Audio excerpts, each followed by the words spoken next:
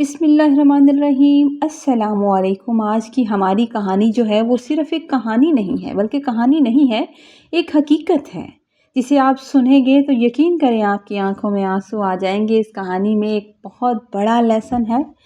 ایک بوڑھے ماں باپ کی کہانی ہے۔ وہ بوڑھی عورت کہتی ہے کہ وہ عید کی ایک روشن لیکن عجیب اداس صبح تھی جس نے میرے دل کے کسی کونے میں دبے ہوئے پرانے درد کو پھر سے تازہ کرنا شروع کر دیا تھا۔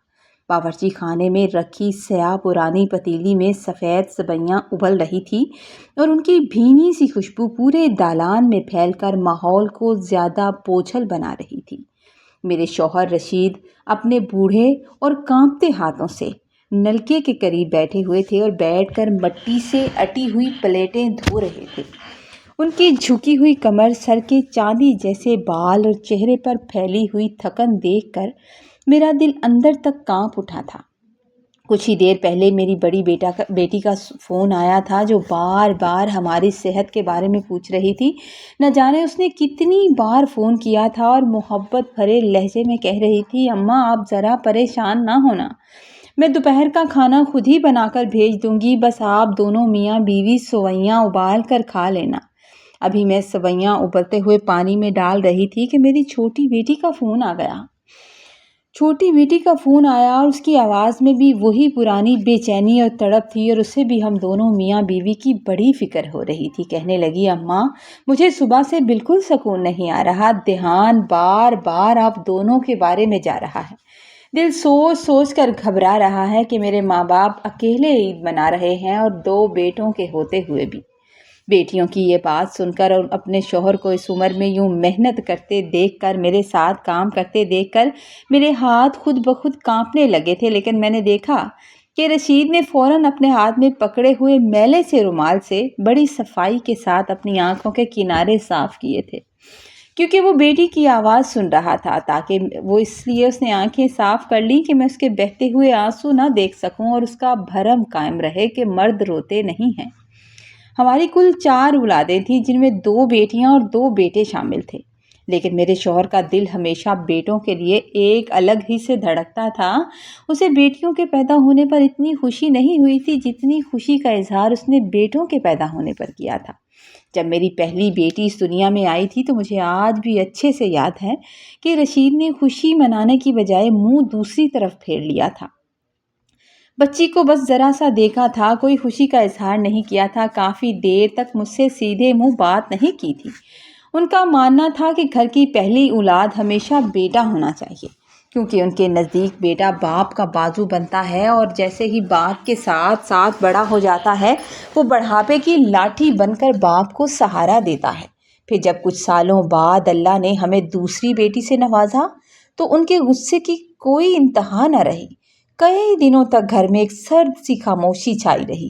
وہ مجھ سے بات کرنا پسند نہیں کرتے تھے، اپنی بچی کو دیکھنا پسند نہیں کیا تھا۔ وہ اس بات کو تسلیم ہی کر نہیں پا رہے تھے کہ ہمارے گھر میں بیٹیوں کی تعداد بڑھ گئی، یعنی کہ 2 بیٹیاں ہو گئی۔ اس کے بعد وہ مبارک دن بھی آیا جب اللہ نے میری بہت ساری کی ہوئی دعائیں سن لی اور ہمیں ایک صحت مند بیٹا عطا کیا تو میرے شوہر کی خوشی کا کوئی ٹھکانہ نہیں تھا۔ اس دن میں اپنے شوہر کے چہرے کی طرف دیکھ کر حیران تھی، وہ اتنا خوش تھا کہ بتا نہیں سکتی۔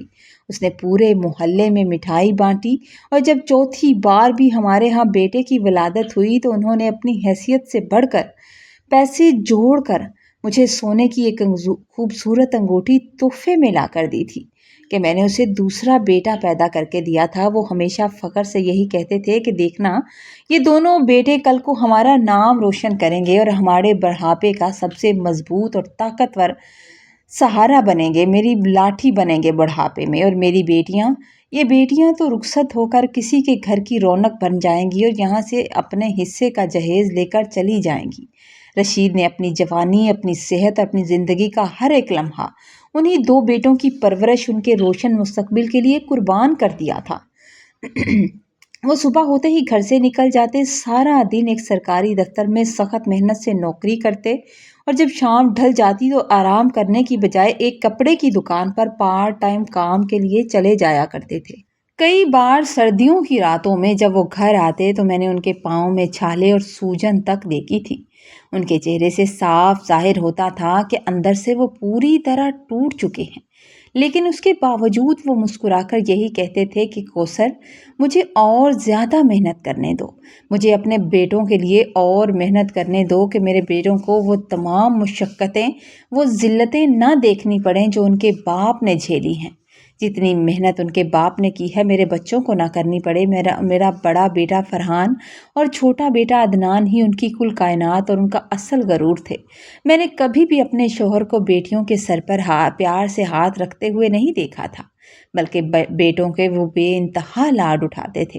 وہ اپنی ذاتی خواہشات، اچھے کھانوں اور نئے کپڑوں کا گلا گھونٹ کر بیٹوں کے لیے مہنگی کتابیں، بہترین اسکول کی فیسیں اور شہر کے نامور اساتذہ کی ٹیوشن کا بندوبست کرتے رہے۔ جب بھی محلے کا کوئی فرد یا رشتہ دار انہیں سمجھاتا کہ رشید صاحب آپ اپنے لیے بھی کوئی نیا کرتا یا جوتا بنوا لیں، زندگی ایک ہی بار ملتی ہے، تو وہ ہمیشہ یہی جواب دیتے تھے کہ میرے لیے تو میرے یہ دونوں بیٹے سب کچھ ہیں، اور آپ دیکھنا جن پر میں اتنی محنت کر رہا ہوں وہ ایک دن پڑھ لکھ کر بڑے افسر بن گئے تو سمجھو میری عیدیں پوری ہو گئی اور میرے نئے کپڑے بن گئے۔ وقت کسی کے لیے نہیں رکتا اور پتے کی طرح اڑتا ہوا گزرتا چلا گیا۔ دیکھتے ہی دیکھتے ہمارے دونوں بیٹے جوانی کی دہلیز پر قدم رکھ چکے تھے۔ بڑا بیٹا فرحان پڑھائی میں انتہائی لائق اور تیز نکلتا چلا گیا۔ اس نے اپنی محنت کے بل بوتے پر ایک بڑے شہر کی ملٹی نیشنل کمپنی میں ایک شاندار نوکری حاصل کر لی۔ ہم دونوں میاں بیوی نے اپنی زندگی بھر کی جمع پونجی اور کچھ لوگوں سے ادھار لے کر بڑی دھوم دھام اور ارمانوں کے ساتھ اس کی شادی کر دی تھی، کیونکہ اس کی نوکری لگتے ہی اس کے باپ کو جنون سوار ہو گیا تھا کہ اس کی شادی کر دی جائے۔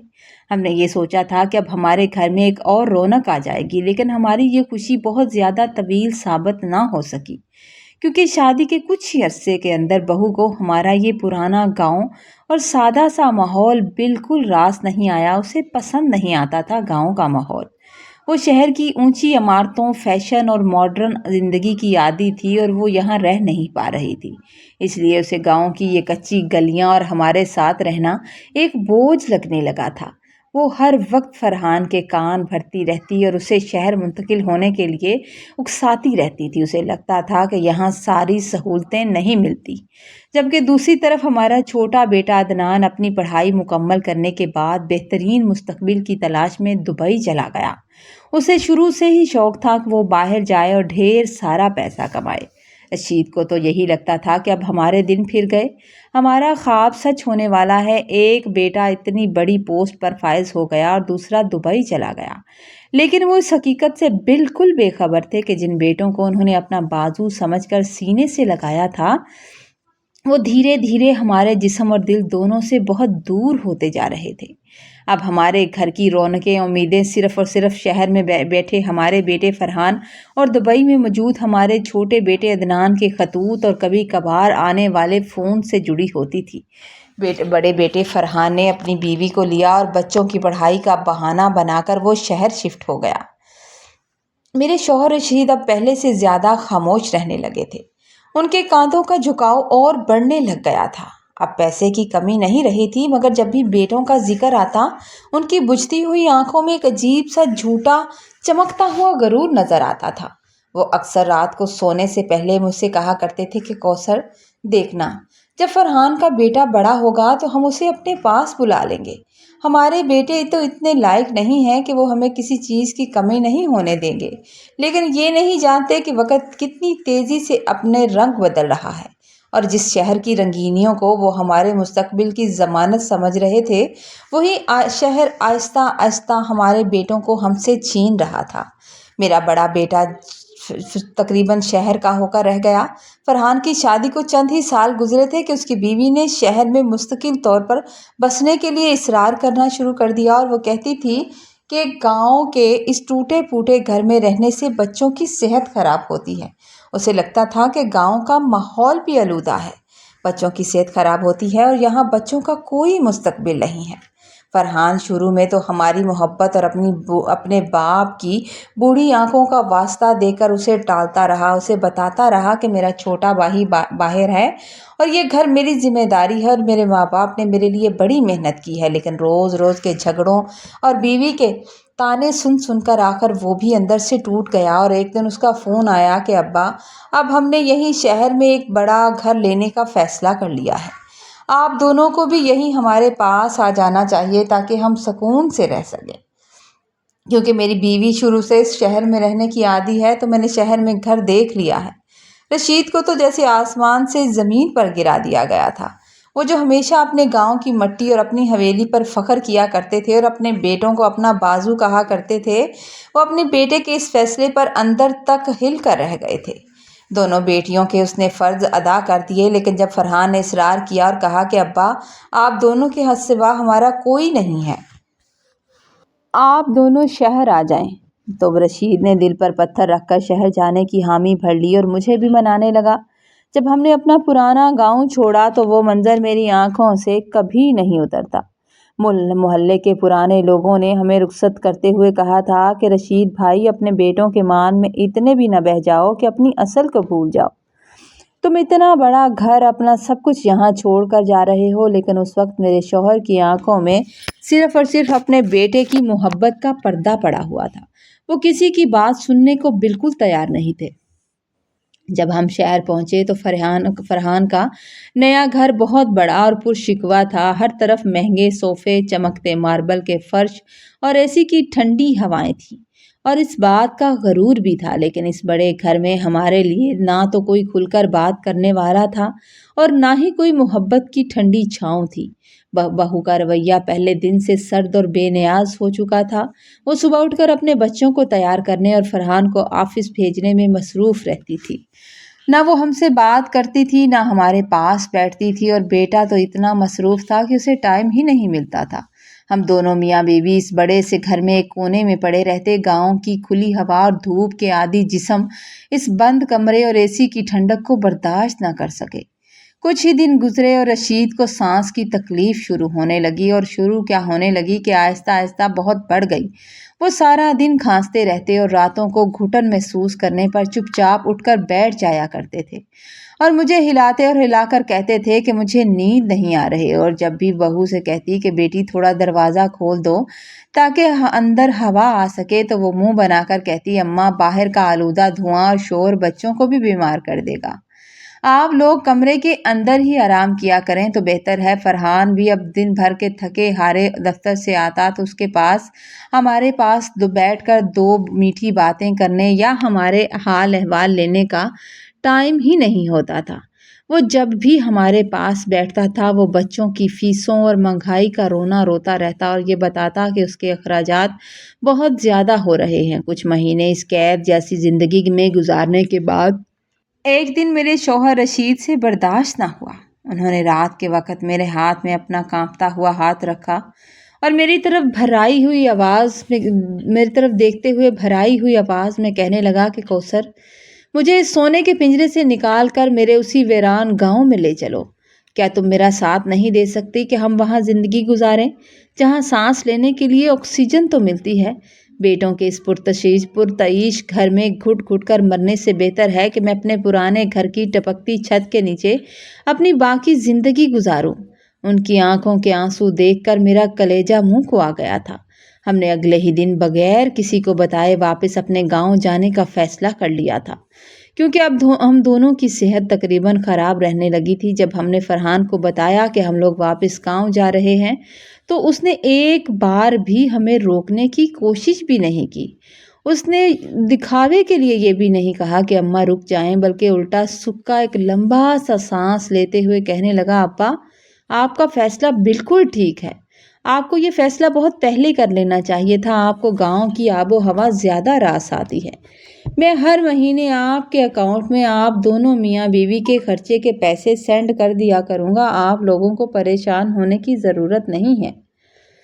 اپنا خیال رکھیے گا۔ اس کے منہ سے یہ بے حس الفاظ سن کر رشید نے اپنے سر پر ہاتھ رکھ لیا تھا اور ایک شرمندہ سی نظر مجھ پر ڈالی تھی۔ وہی شوہر جو کل تک اپنے بیٹوں کی وجہ سے اپنے بیٹوں کو بڑا سرمایہ اور بازو کہا کرتا تھا اور انہیں بڑھاپے کا سہارا کہا کرتا تھا، آج اپنے ہی بیٹوں کے سامنے بے بس اور لاوارث انسان کی طرح کھڑا تھا۔ جب ہم واپس اپنے اسی پرانے اور خستہ حال گاؤں والے گھر میں آئے تو دیواروں سے چھٹتی ہوئی مٹی اور گرتی ہوئی چھت نے ہمارا استقبال کیا تھا۔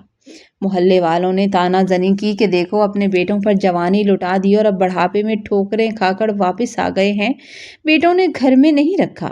لیکن رشید نے لوگوں کو جھوٹی تسلی دی اور مسکراتے ہوئے کہا تھا کہ بچوں نے تو ہمیں بہت روکا تھا، بہت منع کیا تھا، مگر ہمارا دل شہر میں نہیں لگتا، اس لیے ہم دونوں خود ہی چلے آئے ہیں۔ وہ آج بھی اپنے بیٹے کا بھرم بچا رہے تھے، لیکن اس جھوٹ کے پیچھے چھپا درد اور شائستگی اتنی گہری تھی کہ باہر آنے والے دن ہمارے لیے ایک پہاڑ کی طرح بھاری ہو گیا تھا۔ اتنے بڑے گھر میں ہم دونوں میاں بیوی اکیلے ہو گئے تھے اور چھوٹے بیٹے عدنان کا یہ حال تھا کہ وہ دبئی میں اپنی بیوی بچوں کے ساتھ اپنی ہی دنیا میں مگن ہو گیا تھا۔ اسے مہینوں ہو جاتے تھے کہ وہ فون کر کے یہ تک نہیں پوچھتا تھا کہ بوڑھے ماں باپ زندہ بھی ہیں یا نہیں۔ عید کا وہ قریب آنے والا دن اور یہ تنہائی ہمارے دلوں میں خنجر کی طرح چبھ رہی تھی، جہاں 4 بچوں کے باپ کہلانے والے رشید آج اپنی زندگی کے آخری موڑ پر بالکل اکیلے رہ گئے تھے، اور یہ تلخ حقیقت ان کی روح کو اندر سے دھیمی آنکھ پر جلا رہی تھی۔ شہر سے لوٹنے کے بعد ہمارے اس ویران گھر میں خاموشی اور تنہائی کا راج اور بھی زیادہ گہرا ہو گیا تھا۔ ہم دونوں بوڑھے میاں بیوی اپنے لیے کام تو کر لیا کرتے تھے، لیکن کبھی کبھار طبیعت ٹھیک نہ ہوتی تو مشکل ہو جاتا تھا۔ وقت کسی تیز دھاری آری کی طرح ہمارے اعصاب کو اب کاٹنے لگا تھا۔ ایک دن موسم کی سخت تبدیلی اور اندرونی گھٹن اور ٹوٹ پھوٹ کے باعث میرے شوہر رشید کی طبیعت اچانک بہت زیادہ خراب ہو گئی۔ انہیں تیز بخار نے آ لیا اور ان کا پورا جسم آگ کی طرح دہکنے لگا تھا۔ جب میں نے ہاتھ لگایا تو میں پریشان ہو گئی۔ دوپہر کا وقت تھا جب ان کی سانسیں اکھڑنے لگی تھی اور وہ بستر پر تقریباً بے سدھ ہو کر پڑے تھے۔ ایک تو کمزور ہو چکے تھے، میں نے گھبرا کر اپنا کانپتا ہوا ہاتھ ان کی پیشانی اور بازو پر رکھ کر دیکھا تو وہ شدید بخار سے تپ رہے تھے۔ ان کی یہ حالت دیکھ کر میری روح کانپ اٹھی اور میرے منہ سے چیخ نکل گئی۔ اس وقت گھر میں ان کی حالت سنبھالنے والا کوئی اور نہیں تھا، لہٰذا میں نے فوراً اپنے دل کو پکا کیا اور اپنے بیٹے فرحان کا نمبر ملایا۔ جلدی سے میں نے اس کا نمبر ملایا۔ مجھے یقین تھا کہ میں اسے بتاؤں گی تو وہ بھاگتا ہوا آئے گا، یہ سوچ کر کہ آج مصیبت کے وقت میرا بیٹا ضرور بھاگ کر آئے گا، اس کے لیے اس کے ماں باپ سے اہم کچھ نہیں ہو سکتا اور اپنے ماں باپ کو اس حال میں دیکھ کر ہاسپٹل لے جائے گا۔ میں نے ایک بار نہیں بلکہ بار بار کال ملائی، لیکن دوسری طرف سے گھنٹی تو بجتی رہی مگر کسی نے فون نہیں اٹھایا۔ کسی نے فون اٹھانے کی زحمت تک گوارا نہیں کی۔ میرا کلیجہ منہ کو آ رہا تھا کہ ایک طرف شوہر کی سانسیں ٹوٹ رہی تھی اور دوسری طرف بیٹے کا فون بند جا رہا تھا۔ پہلے تو کال جاتی تھی، اس کے بعد نمبر بند ہو گیا تھا۔ کافی دیر کی مسلسل کوششوں اور دعاؤں کے بعد جب آخر کار فون پر فرحان سے رابطہ ہو گیا تو اس نے فون اٹھایا تو اس کے بولنے کا انداز انتہائی سرد اور بے نیاز تھا۔ اسے کوفت ہو رہی تھی کہ اس کی ماں اسے بار بار کال کیوں کرتی رہی۔ وہ ایسا لگ رہا تھا جیسے اسے کسی چیز کی پرواہ ہی نہ ہو۔ جب میں نے روتے ہوئے اسے بتایا کہ تمہارے ابا کی حالت بہت زیادہ خراب ہے، انہیں تیز بخار ہے اور ہمیں فوراً ہاسپٹل لے کر جانا ہے، تو وہ الٹا مجھ پر جھنجھلانے لگا، جھنجھلا کر کہنے لگا، اماں آپ کیسی بچگانہ باتیں کرتی ہیں، بچی نہیں ہیں آپ کو تو پتہ ہے میں یہاں دفتر کے کام میں کتنا مصروف ہوتا ہوں، سر گھجانے کا ٹائم نہیں ملتا، اور بچوں کی پڑھائی کا کتنا مسئلہ ہے۔ اس کے بعد اس نے بڑی بے دردی سے کہا، اچھا میں گاؤں میں اپنے ایک پرانے دوست کو فون کرتا ہوں، میرا اس دوست سے رابطہ ہے، وہ آپ کے گھر ایک رکشہ بھیج گا، آپ رکشے میں ابا کو بٹھائیے گا اور خود ہی ہاسپٹل لے جائیے گا۔ اللہ اماں آپ ماشاءاللہ سے تندرست ہیں، آپ یہ کام کر ہی لیں گی، آپ فکر نہ کریں۔ میں نے کوشش تو کی تھی کہ وقت نکال کر آؤں گا، اور ورنہ آپ خود ہی ڈاکٹر سے دوا لے آنا، کوشش کروں گا اگر وقت نکال سکا تو، اور پھر مجھے بتا دینا کہ وہ ٹھیک ہیں یا نہیں۔ بیٹے کے ان بے حس اور زہریلے الفاظ نے میرے دل کے ٹکڑے کر دیے۔ جس باپ نے اپنی پوری جوانی اس کی پڑھائی اور عیش و آرام پر لٹا دی تھی اور کبھی اپنے لیے کچھ نیا نہیں لیا تھا، آج موت اور زندگی کی کشمکش میں مبتلا اسی باپ کے لیے اس بیٹے کے پاس چند گھنٹے تو کیا ایک گاڑی تک کا وقت نہیں تھا۔ बेटे की इस बेमुरव्वती के बावजूद मेरे पास रोने का वक्त नहीं था। मेरे पास वक्त नहीं था कि मैं बैठकर मातम करती, क्योंकि मेरे सामने मेरे जीवन साथी की सांसें रुक रही थी। वो मेरा शौहर था और मैं ही उसकी ज़िंदगी की साथी थी, तो मेरा मेरा ही फ़र्ज़ था कि मैं उसका ख़्याल रखूँ। मैंने मोहल्ले के एक लड़के की मिन्नत समाजत की और जाकर उसकी माँ को कहा और बड़ी मुश्किल से रक्शे का इंतज़ाम करके अपने नीम बेहोश शौहर को रिक्शे में लेटाया था और अकेली रोती बिलखती उन्हें लेकर सरकारी हॉस्पिटल पहुँच गई थी। हॉस्पिटल के इस शोर शराबे और गंदे माहौल में, जहाँ कोई डॉक्टर वक्त पर देखने वाला नहीं था, जल्दी से कोई पूछता भी नहीं था, वो मैंने अकेले ही अपने शौहर को स्ट्रेचर पर लेटाया था, एक लड़के की मदद लेकर, और सारा दिन उनके सरहाने खड़ी आंसू साफ करती रही थी। मेरे शौहर हॉस्पिटल के इस सर्द बेड पर पूरा दिन एडमिट रहे। उनको ग्लूकोज की बोतलें लगती रही, क्योंकि वो काफ़ी कमज़ोर हो चुके थे और वो नीम बेहोशी की हालत में तड़पते रहे थे। और मैंने कई बार उनके होंठों को हिलते देखा तो वो अपने बेटों के नाम ले रहे थे। लेकिन इस तवील और अज़ियतनाक दिन में फरहान या दुबई वाले अदनान में से किसी एक को भी ये ख्याल नहीं आया कि वो फ़ोन करके एक बार पूछ ही लें कि उनका बाप जिंदा है या मर गया। उनका बाप कैसा है, उन दोनों ने एक बार भी नहीं पूछा। मेरी आंखों से लगातार खून के आंसू बह रहे थे। दिल ही दिल में सोच रही थी कि हमने जिन औलादों को अपनी ज़िंदगी का सरमाया समझा था, आज वक़्त आने पर वो पत्थर के बुत बने बैठे थे। और अपनी बेटियों को मैंने ज़रा-सा बताया था कि तुम्हारे अब्बा ठीक नहीं हैं, तो उन्होंने कोई 50 दफ़ा कॉल करके अपने बाप का हाल पूछा था और आने का कह रही थी। तो मैंने कहा था कि वापस जाऊँगी तो आ जाना। इस कुर्ब और अकेलेपन के आलम में अगर किसी ने मेरा साथ दिया और मेरी खबर ली, तो मेरी बेटियां थीं, जिन्हें रशीद अपनी ज़िंदगी में बोझ समझते थे और उनके सर पर कभी प्यार से हाथ नहीं रखा था। इस एक दिन के अंदर मेरी बेटी सना और छोटी बेटी के न जाने कितने फ़ोन आ चुके थे। वो बार-बार रोते हुए पूछ रही थी, अम्मा अब्बा कैसे हैं? हमें बताएं, हम अभी रिक्शा लेकर हॉस्पिटल पहुंच जाती हैं। बेटियों के वो मोहब्बत भरे और गमगीन फ़ोन बार बार मेरी डुबडुबाई हुई आंखों को भगो रहे थे। वो दूर बैठी हुई भी हमारे दर्द को महसूस कर रही थी, जबकि पास होने के बावजूद बेटों के दिलों में ज़रा बराबर भी दर्द नहीं था। जब शाम ढली और मैं अपने शौहर को किसी तरह संभाल कर वापस इसी वीरान घर में ले आई, तो मेरा पूरा जिस्म थकन से चूर हो चुका था, क्योंकि अब वो पहले वाली हिम्मत नहीं रही थी और रूह अंदर तक जख्मी हो चुकी थी। रशीद बेड पर लेटे हुए थे, खामोशी से आंसू बहा रहे थे। मैंने कई बार देखा था कि उनकी आंखों का आंसू उनके बालों में चला जाता था और वो खामोशी से आस्ता से उसे साफ कर लेते थे कि कहीं मुझे नजर नजर ना आ जाए। उनकी ये बेबसी देखकर मुझे यूं महसूस होता था जैसे हमारे जीते जी हमारी अर्थी उठ चुकी हो, और ये दर्द ऐसा था जिसका ना तो कोई मरहम था और ना ही कोई दवा थी, या ना ही हमारी किस्मत में यही बदकिस्मत औलाद थी जिसने पूछा भी नहीं था। वक़्त किसी के लिए नहीं रुकता और दुखों के बोझ तले हुए हमारे दिन और रातें आहिस्ता-आहिस्ता गुज़रते जा रहे थे। रशीद इस हॉस्पिटल वाले वाक़े के बाद से अंदर से बिल्कुल टूट चुके थे। उनकी हिम्मत और ज़िद कहीं खो गई थी, जिस पर वो कभी फ़ख्र किया करते थे। ईद का वो दिन अब हमारे घर में किसी खौफनाक अज़ाब की तरह लौट कर आने लगा था, और इस बार भी हालात ने हमारे साथ कोई नरमी नहीं बरती थी। ईद की वो सुबह इतनी ही उदास और तारीख थी जितनी पिछली ईद थी। फ़र्क सिर्फ इतना था कि अब हमारे दिलों में उम्मीद का वो छोटा सा दिया भी बुझ चुका था, जो कभी इस बात पर आस लगाता था कि शायद हमारे बेटे पलट कर आएंगे और शायद आज ईद के दिन वो ईद तो हमारे साथ ही करेंगे। मेरा शौहर मुझे तसल्ली देते कहता था कि तुम देखना, फरहान आ जाएगा। मेरे शौहर सुबह सवेरे उठे। उन्होंने अपने कांपते हाथों से अपने पुराने कपड़े पहने और चुपचाप बैठ गए थे। उनकी नज़रें लगातार उस पुराने दरवाजे पर जमी हुई थीं कि शायद कोई दस्तक होगी, क्योंकि फरहान ने फ़ोन पर कहा था कि वो आएगा। उन्हें भी लगता था कि शायद फरहान अपने बच्चे को लेकर ईद मिलने के लिए आएगा। लेकिन घंटे गुजर गए। घंटों के साथ फिर पूरा दिन भी गुजर गया, मगर दरवाजे पर दस्तक देने कोई नहीं आया। दिन के 12 बज चुके थे। बेटों की तरफ से ईद की मुबारकबाद का एक पैगाम तक नसीब नहीं हुआ था। अलबत्ता मेरी बेटी सना का भेजा हुआ खाना उसका बेटा बड़ी मेहनत से दूर शहर के दूसरे किनारे से लेकर हमारे घर पहुंचा था। جب وہ نواسا کھانا دے کر رخصت ہوا تو میرے شوہر کی آنکھوں سے آنسوؤں کا سیلاب بہہ نکلا، جسے انہوں نے اتنی دیر سے روک رکھا تھا۔ وہ اپنے کپڑے کے دامن سے منہ چھپا کر بچوں کی طرح پھوٹ پھوٹ کر رونے لگے اور روتے ہوئے کہنے لگے، کوثر تم بالکل سچ کہتی تھی، ہم نے اپنی پوری جوانی جن بیٹوں کے نام کر دی، اپنی بیٹیوں کے سر پر ہاتھ تک نہ رکھا۔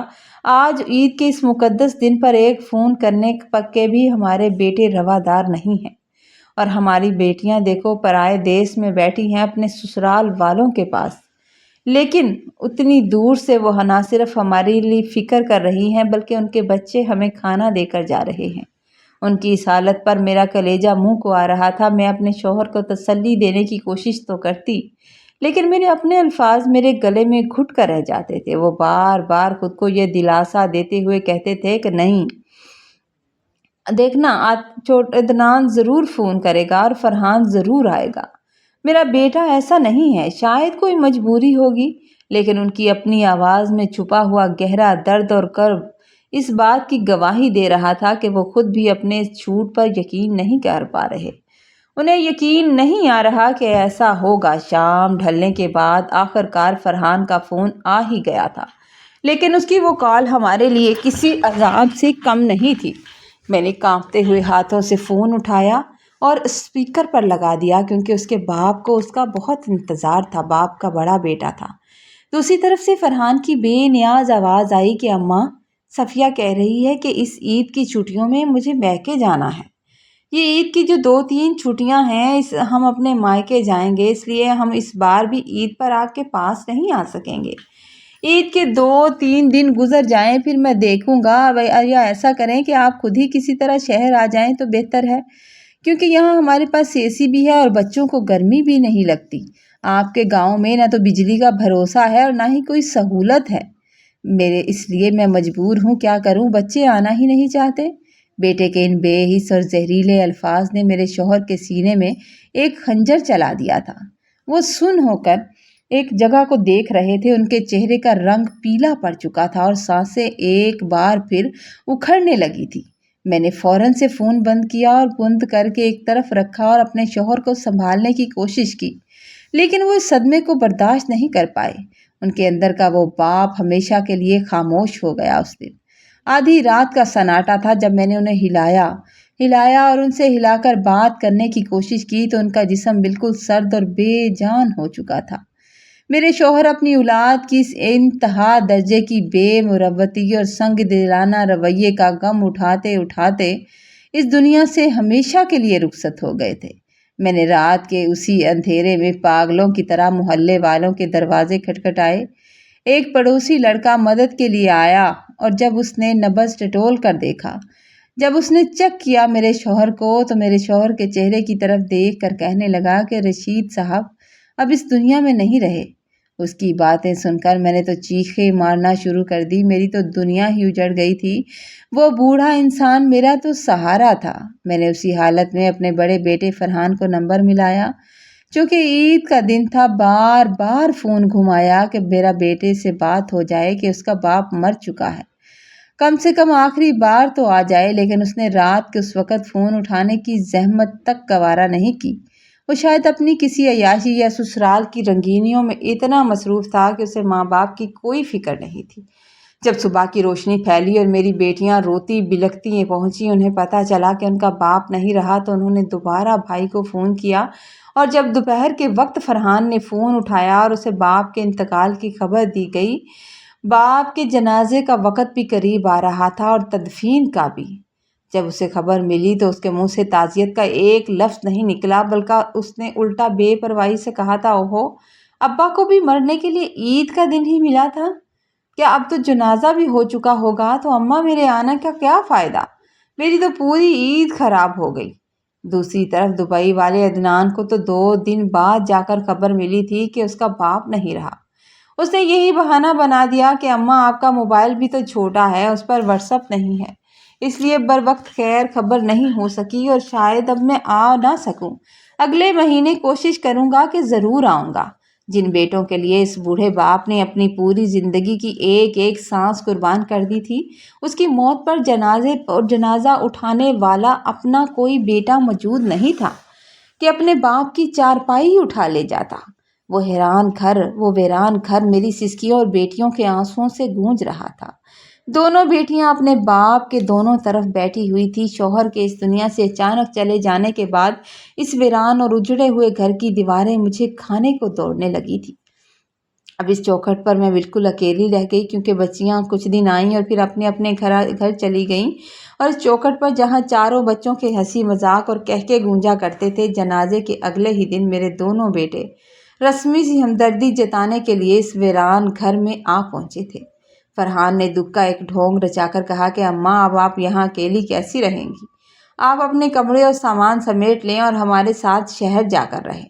میں آپ کو یہاں اکیلے نہیں رہنے دے سکتا۔ میرے دل کے کسی کونے میں ابھی بھی امید اور ہلکی سی کرن باقی تھی کہ شاید یہ بیٹا اب سب کچھ بدل گیا ہے، لیکن اتنے میں اس کی بیوی نے زہر میں بھجے ہوئے الفاظ میں فوراً کہا کہ دیکھیے، اماں جی کا شہر کے ان بند کمروں اور فلیٹوں میں کبھی دل نہیں لگے گا، اور یہ تو گاؤں کی مٹی کی عادی ہیں۔ دوسرا، ان کا شوہر بھی یہاں ہی کا رہنے والا تھا۔ اگر یہ رہنا چاہتی ہیں تو ہم ان کے پاس کوئی نوکرانی رکھ دیتے ہیں، جو 24 گھنٹے ان کا خیال بھی رکھے گی اور انہیں پریشانی بھی نہیں ہوگی۔ آخر شہر میں یہ بوڑھی عورت کہاں کہاں دھکے کھاتی پھریں گی، اور اماں تو پچھلی بار ابا کے ساتھ گئی تھیں تو ان کا تو وہاں دل ہی نہیں لگتا تھا۔ ان کی باتوں کے پیچھے چھپا ہوا مطلب اور اپنے بیٹے کی مجرمانہ خاموشی دیکھ کر، جھکا ہوا سر دیکھ کر ایک لمحے کے لیے میں سمجھ گئی تھی کہ اس بھرے شہر میں میرے لیے اب کوئی جگہ نہیں ہے۔ یہ لوگ مجھے ساتھ لے کر جانا ہی نہیں چاہتے۔ وہاں صرف احسانات کا بوجھ تھا اور کچھ نہیں تھا۔ میں نے اپنی نم آنکھوں سے اپنے بیٹے کی طرف دیکھا اور ایک لمبی اور سرد آہ بھری اور کپکپاتے ہوئے لہجے میں کہا کہ بیٹا، تم لوگ میری ذرا بھی فکر نہ کرو، میرے بارے میں مت سوچو۔ میں اپنے شوہر کی یادوں اور ان کی نشانیوں کے سہارے اس ٹپکتی چھت کے نیچے اپنی باقی زندگی گزار لوں گی، کیونکہ میرا شوہر یہاں رہتا تھا اور یہی گھر میرے لیے سب کچھ ہے۔ تم اپنے بیوی بچوں کو لے کر اپنے گھر واپس چلے جاؤ اور اپنی خوشحال زندگی جیو، میری وجہ سے پریشان نہ ہو۔ میرا یہ سننا تھا کہ فرحان کو جیسے ایک بڑا جواز مل گیا۔ وہ بڑے فخر اور بے نیازی سے بولا، اماں، میں نے آپ کے لیے ایک ملازم کا پکا انتظام کر دیا ہے، جو ہر وقت آپ کے پاس رہے گی، ملازمہ، اور مجھے فون پر آپ کی پل پل کی خبر دیتی رہے گی، اور ورنہ اکیلے ہونے کی وجہ سے مجھے ہمیشہ آپ کی فکر رہنے لگی۔ اچھا ہوا، اتنا اچھا مشورہ دے دیا آپ کی بہو نے۔ اس کی یہ مصنوعی فکر مندی سن کر میرے کلیجہ کٹ کے رہ گیا تھا۔ میں نے دل پر پتھر رکھ کر اس سے پوچھا کہ بیٹا، تم تو کہہ رہے تھے کہ عید کے بعد فوراً تم اپنی فیملی کے ساتھ عمرے پر جاؤ گے، کیا اس کی تیاری مکمل ہو گئی؟ میری یہ بات سن کر اس کی رنگت بدل گئی۔ اس نے چہرے سے نظریں جھکا لیں اور پھر گھبرا کر بولا، نہیں اماں، میرا بڑا بیٹا شہر کے سب سے مہنگے اور نامور کالج میں پڑھنا چاہتا ہے۔ اس کا داخلہ کرانے میں ہمارے لاکھوں خرچ ہو گئے ہیں اور پھر ہم عمرے کے ٹکٹ نہیں خرید پائے۔ عمرے کا شوق تو میرا بھی بہت تھا، لیکن اب ہم اسے اگلے 4 سال پر ٹال رہے ہیں۔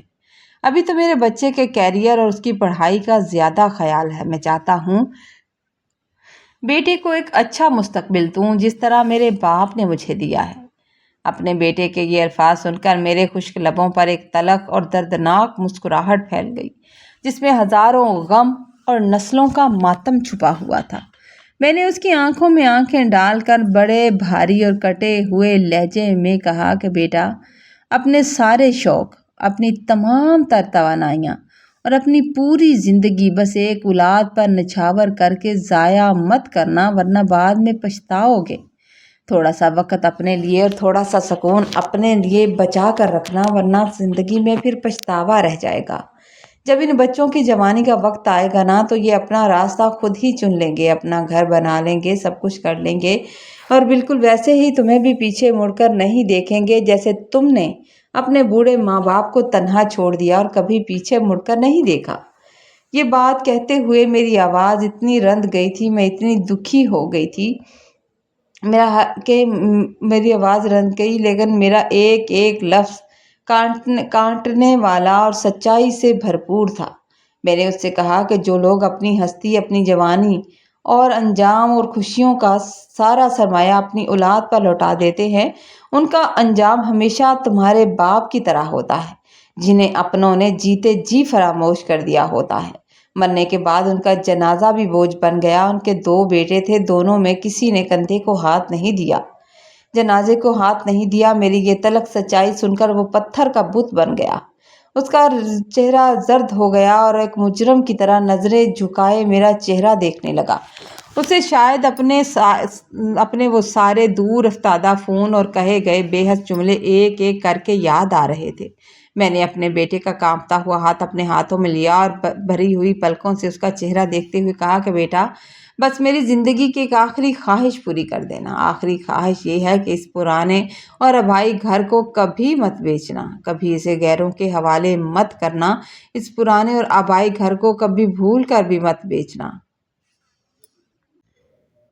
اپنے باپ کے اس گھر کو اسی طرح قائم رہنے دینا کہ کوئی پتہ نہیں ہے کل کو تمہیں بھی زمانے کے دھکے کھا کر واپس اسی مٹی کے گھر میں پناہ لینی پڑے اور تمہارا بڑھاپا بھی یہیں گزرے۔ یہ ہمارے ٹوٹے ہوئے سہاروں کی آخری نشانی تمہارے بڑھاپے میں تمہارے کام آئے گی، کیونکہ ہم نے اپنی زندگی کا ایک ایک قطرہ اس گھر کی بنیادوں میں دفن کر دیا ہے۔ میری یہ بات سن کر وہ کچھ دیر تو بالکل مبہوت سا کھڑا رہا تھا، پھر بغیر ایک لفظ بولے خاموشی سے وہاں سے اٹھ کر چلا گیا۔ میرے دل کو احساس ہوا کہ اس شخص کے سامنے میں نے اتنی بات کھول کر رکھ دی ہے، لیکن اس نے میری کسی بات کا جواب نہیں دیا۔ پھر وہ اچانک وہاں سے جا چکا تھا اور مجھے لگا پھر وہ میری دردناک باتیں اس کے دل پر تیر کی طرح پیوست ہو چکی تھی۔